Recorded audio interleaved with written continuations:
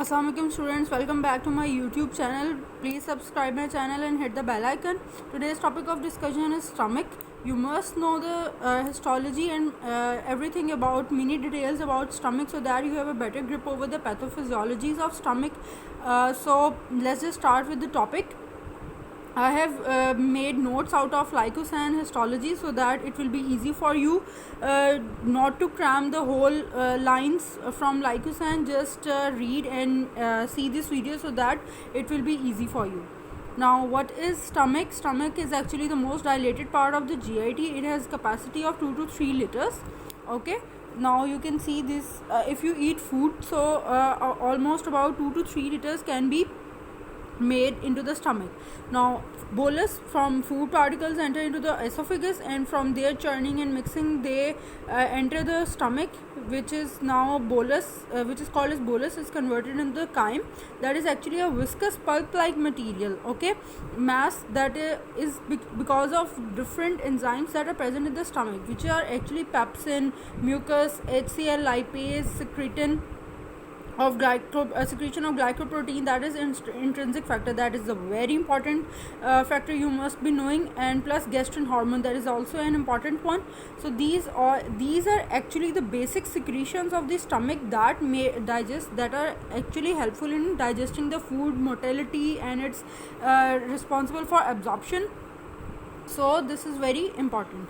These are actually the factors. Now what is stomach? Stomach is actually dilated segment of the GIT, and it is we have divided the stomach into 4 parts, that is fundus, body, pylorus, antrum, that is sphincter.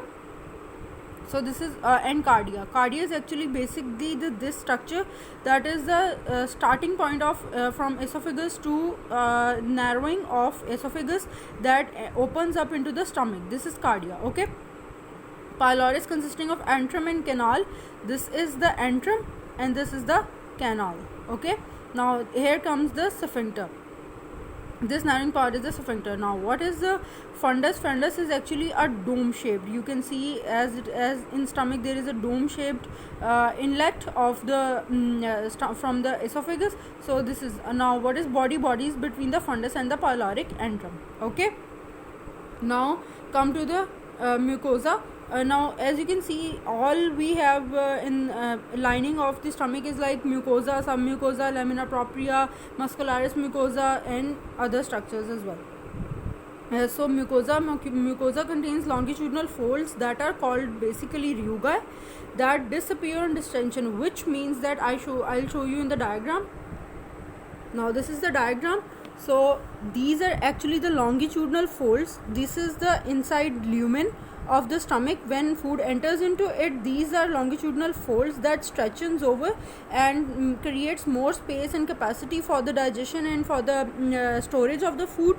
So this is actually our rugae that disappear on distension. Between these folds are mammillated areas that are called as gastric pits. Now at the bottom of the gastric pits there are glands, certain glands are located that have that are consisting of multiple cells, different kind of cells that secrete different kind of enzymes and other structures, secretions. Okay. So this is mucosa, and this is its location is usually fundus and body pits. Now see that I said you earlier that the stomach consists of fundus, body, and pylorus and antrum. So if there is in the cardia and body of the body and fundus, there are gastric pits that are actually shallow and occupy one third of the thickness. In these areas the gastric glands are deeper and occupy and longer. They occupy the 2/3 of the mucosal thickness, which means that I show you that suppose these are gastric pits, they are shallow, and the gastric glands or the glands are occupy 2/3 of the stomach. So they, while in the pylorus and cardiac regions, gastric pits are deeper and enter through the 2/3 of the mucosal lining. Now come to the epithelium. Epithelium is basically simple columnar epithelium that are actually surface mucosal cells which secrete mucin. Now, if you say in pathology what will be the cancer associated with this epithelium will be adenocarcinoma, as there is simple columnar epithelium. So the cancer that will be arising from this epithelium will be adenocarcinoma, as adeno means glands. So these simpler columnar epithelium, these are surface mucosal cells that secrete mucin. Now what mucin do is, mucin also produces bicarbonate ions that are actually alkaline, and they overcome the acidity of the stomach. So you know that mucus becomes cloudy when it enters into the lumen and can be seen through the naked eye, but it doesn't mix with the chyme. Okay, the converted foods with all the secretions, that is not mixed with chyme, so it is insoluble mucus. Now mucus cells that have two kind of, now mucus cells is apical cytoplasm which are rich of mucin, mucin, and it has basal cytoplasm that contains mitochondria and endoplasmic reticulum, and it protects the layer of stomach from juice and HCl and food. So in this way, all the acidic food, now acid that is HCl is released from the stomach, that doesn't harm the layer or epithelium of the stomach, because the epithelium secretes a mucus layer that protects it from the food particles and HCl, acidity, and all other substances. Okay, it is clear now how HCl cannot damage the protective layer of the stomach. If mucosa is gone or there is no production of mucosa and HCl is abundantly produced, so it can damage the mucosal layer and then the pathologies occur. Okay, you must be aware, like GERD and everything like that. Now come to the next layers. The next layer is beneath the mucosal layer there is lamina propria that contains mast cells, fibroblasts, plasma cells abundant in glands. Similarly, beneath this lamina propria is muscularis mucosa. You can see, I can show you in the diagram like this. These are glands, or lymphatic nodule. These are lamina propria, muscularis mucosa.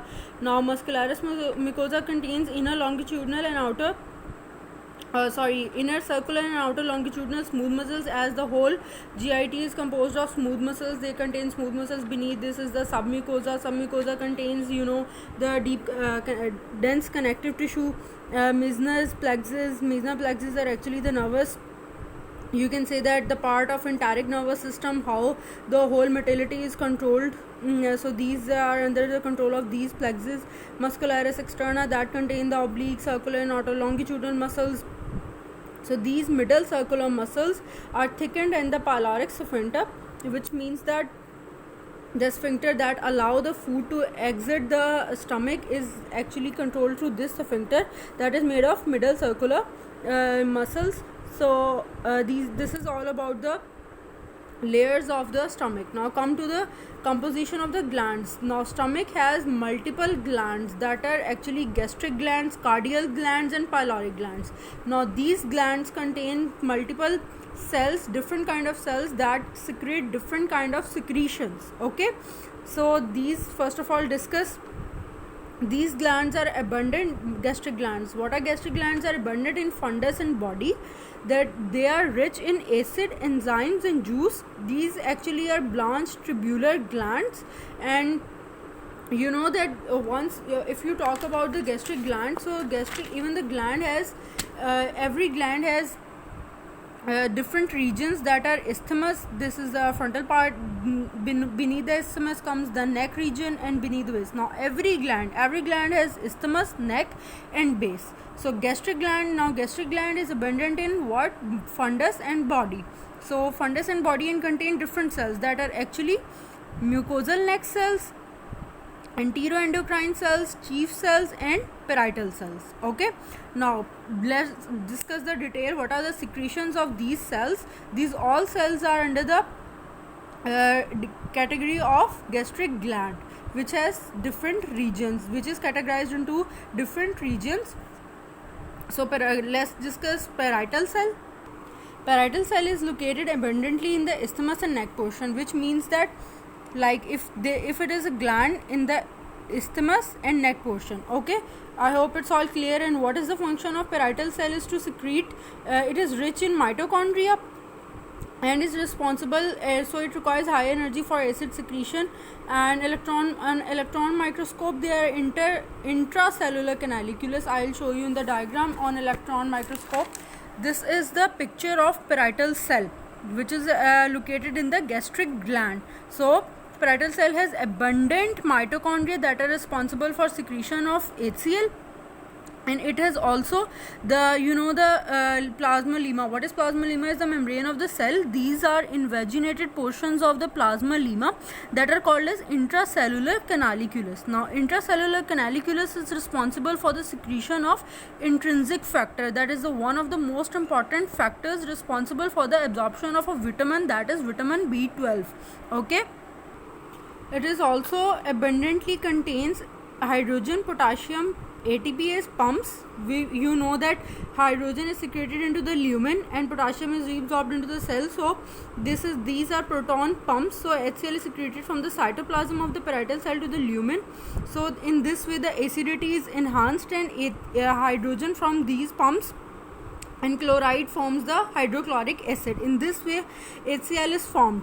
Similarly, it also secretes the intrinsic factor, which I have told you earlier, that it is responsible for the absorption of vitamin B12. So any deficiency or any damage to this factor will lead to the deficiency of vitamin B12. So rest of the topic I will discuss you in the next video. It will become longer. I hope you like my video. Please subscribe my channel. Thank you.